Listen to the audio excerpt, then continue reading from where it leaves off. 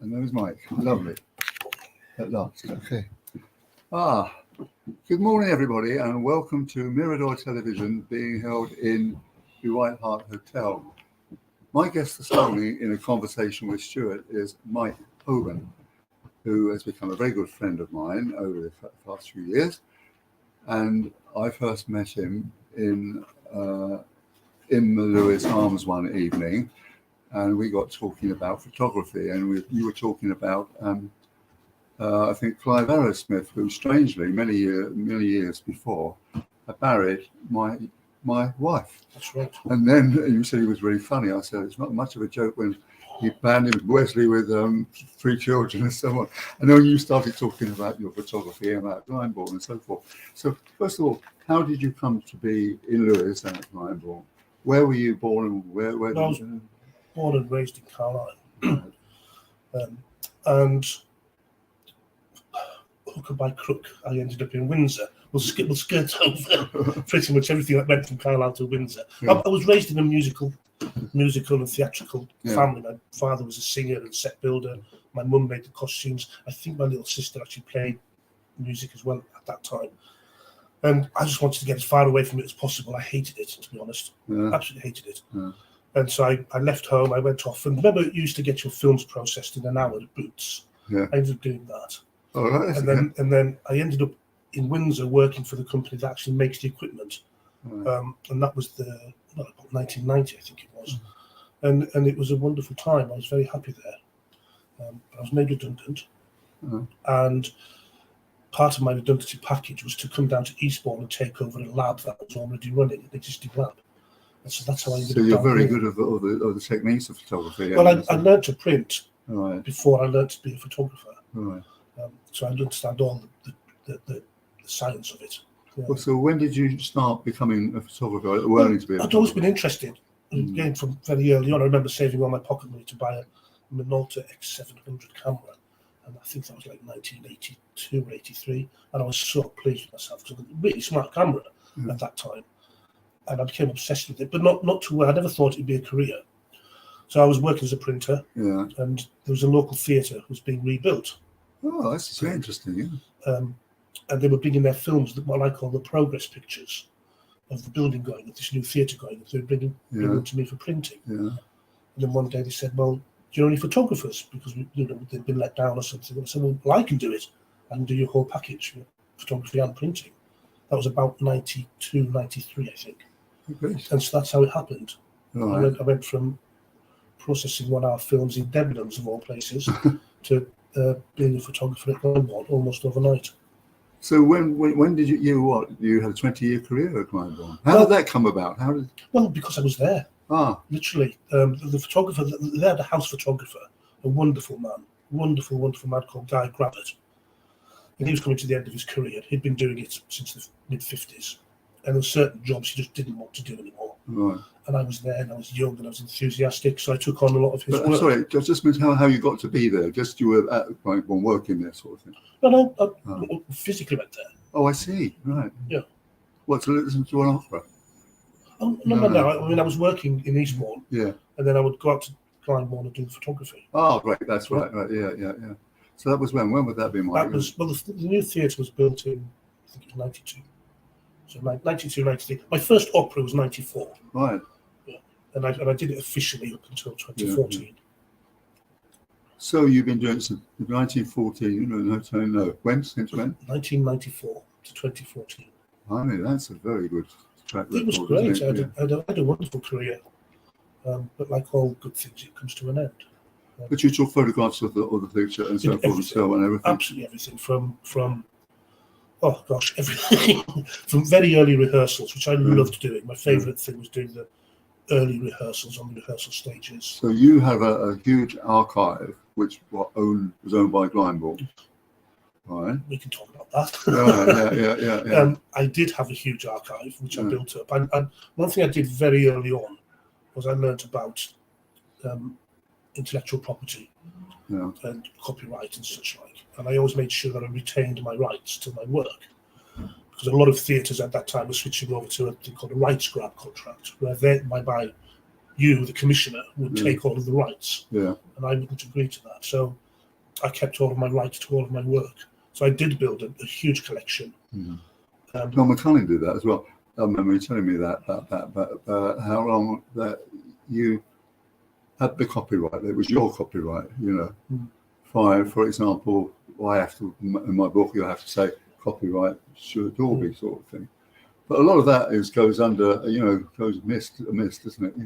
Well, when you're signing contracts, you can put anything into a contract. And it's very well saying, well, you hold the copyright, but you have to sign it over to us in perpetuity. You still acknowledge the copyright holder, but you actually have no rights. So it was back then. It was new, but I kept an eye on it. And I also then bought the collection of Guy, photographer before me. I bought his archive. Oh, right, from him. Well, from his widow. And so I effectively owned hundreds of thousands of images from the mid-50s right through to 20-something. So they're worth quite a few bob now. Well, you still sold them on. I saw they sold on.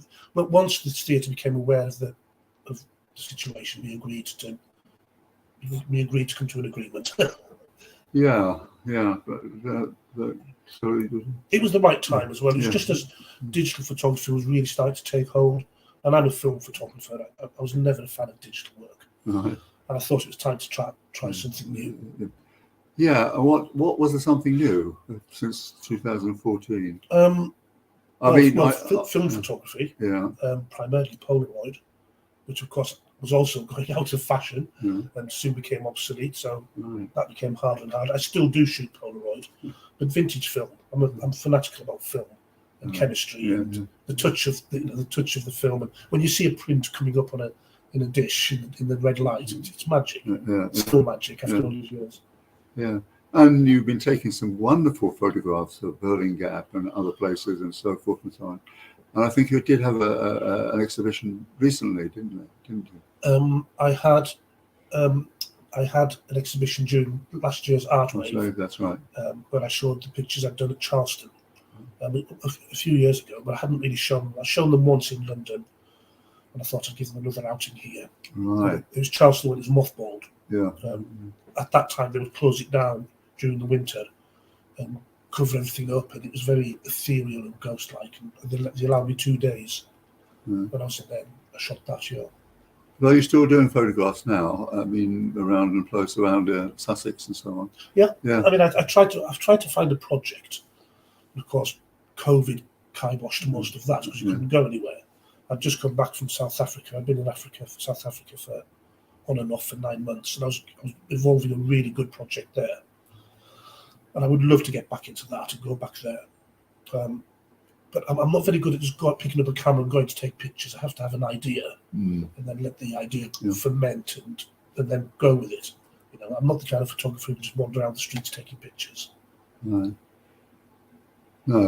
that's a good idea. I mean, I've seen those ones at Burlington Gap, and Leslie was actually overrun by them. But I love Burlington Gap, and of course it's never the same. No, quite. Never. Literally. But one more of the colleges has fallen off for me.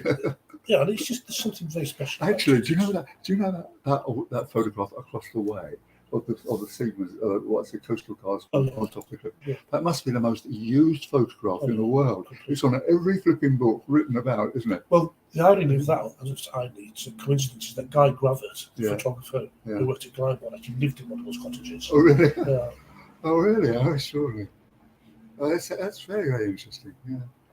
But so where do you go from there? Well, I also mentioned, of course, that you're a significant art collector, aren't you? Yeah.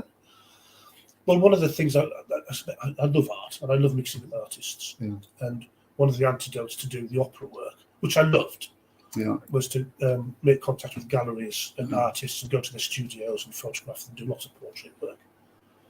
I just like spending time with artists. You're right, yeah. And that gave me the opportunity to the little bit of under the counter dealing with them, which we shouldn't tell the galleries. But didn't you have some big stuff, Picasso's or something like I that? didn't have Picasso's. I've had quite a lot of, I've still got a lot of good contemporary art. Right. The kind of names that most people would know. Yeah. So you're travelling a lot these days and been out. Well, again, it's just about getting back on that bicycle, if you like. I think COVID did a lot of damage, and trying to get my mojo back. It's I've become quite comfortable just sitting at home and reading and listening to music, things I've never really done.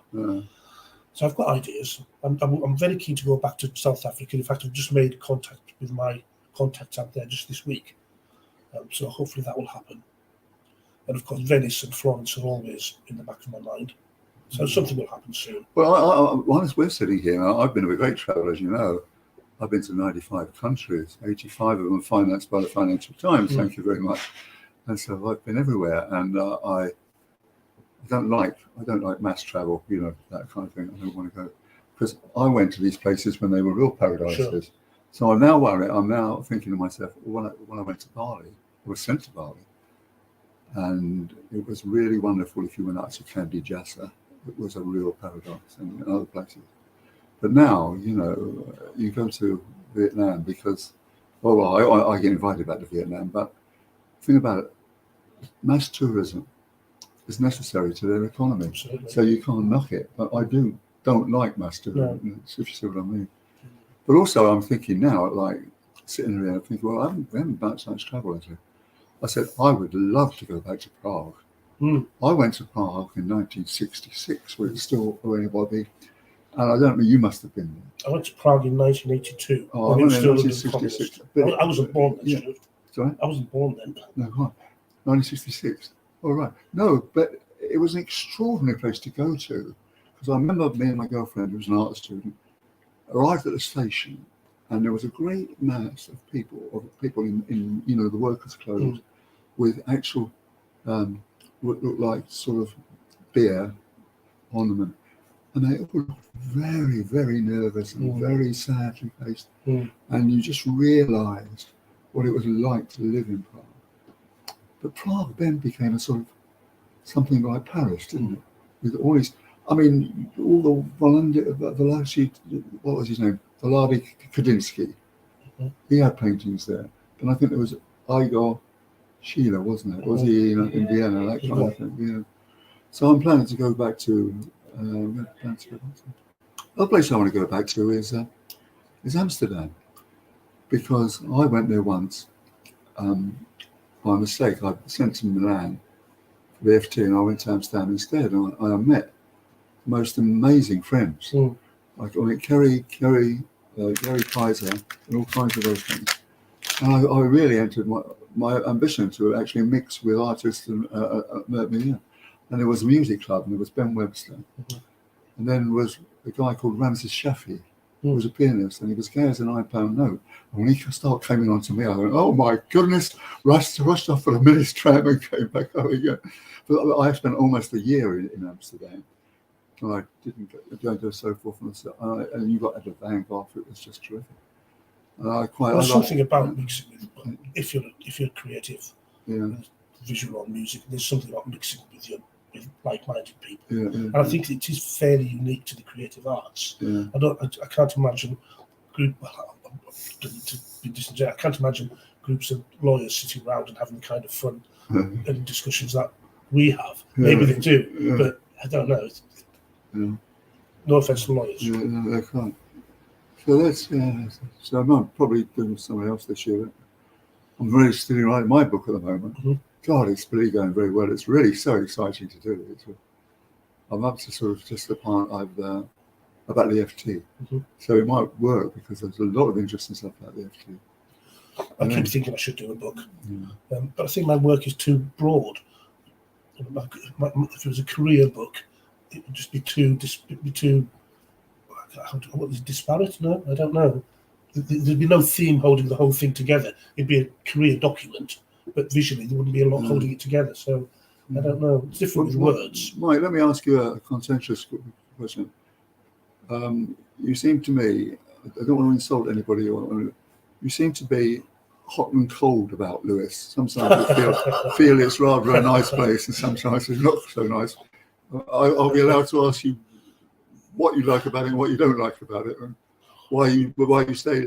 Well, you live in loads of places, don't you? I left Lewis. Well, I left home.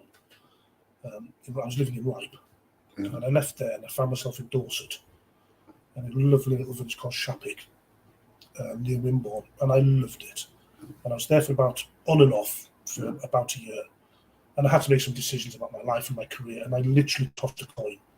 And I said, heads, I stay in Dorset; tails, I come back to Lewis, and I say, I lost. I ended back in Lewis. I thought, well, I have to be true to it. The point was doing this if I then ignore it. So I did end up back in Lewis. I don't know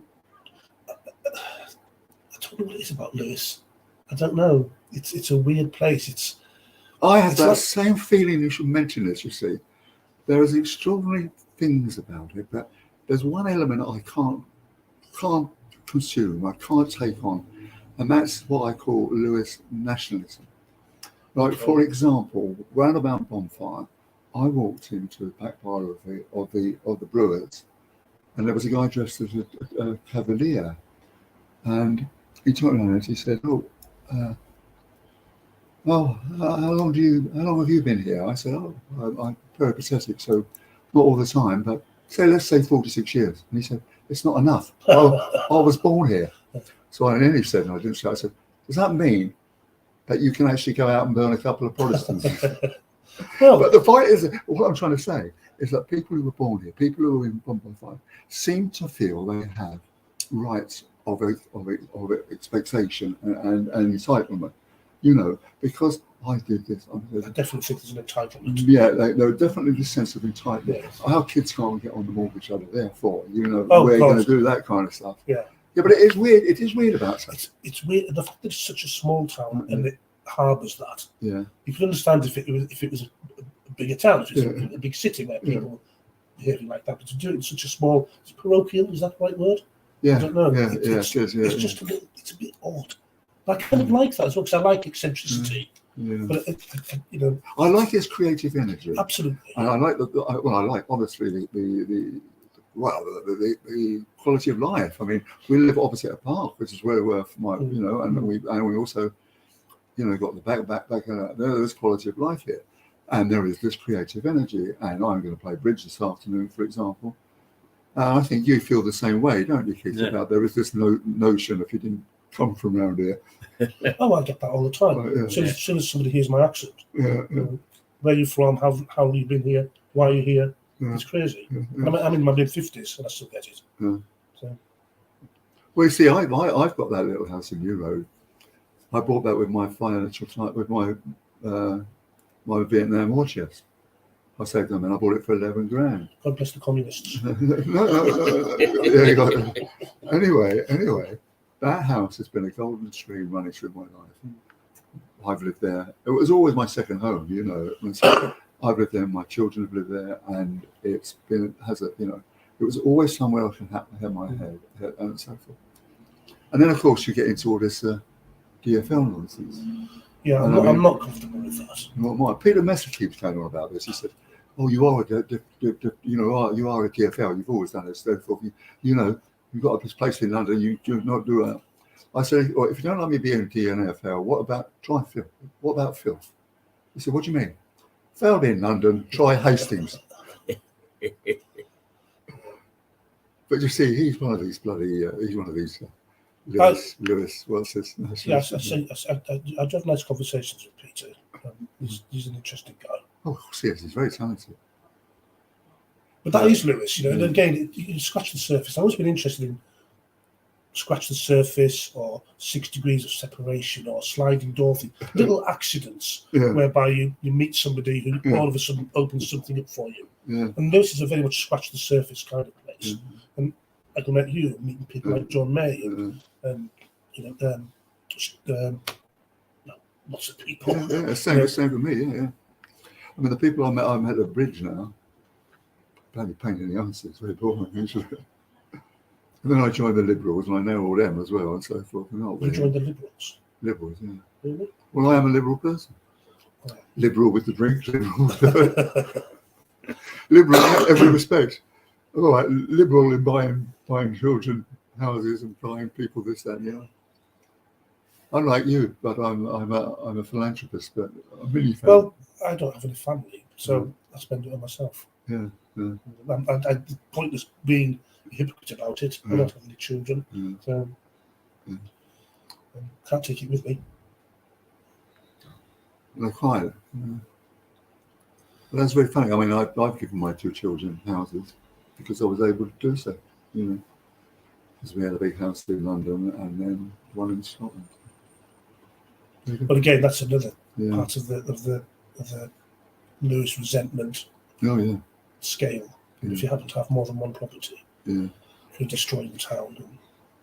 But buy them a pint and they'll soon shut up. Right.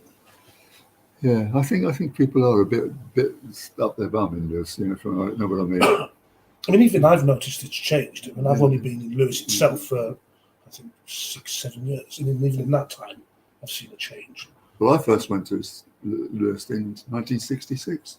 I wasn't born. And I know quite. Yeah. Don't come from around here, do you? How long have you been here? Oh, 54 years. So that's it. Anyway, thank you very much for coming along, Mike. pleasure. That was really Well, it wasn't interesting. too dull. Yeah. Well, you can get it on a video. I think you'd probably get. I'd like to see it. Yeah. Are we still on? No, Yes. Oh, Right. Yeah. Okay. cheerio. Thank you, Stuart. Yeah. Thank you, Keith. Pleasure.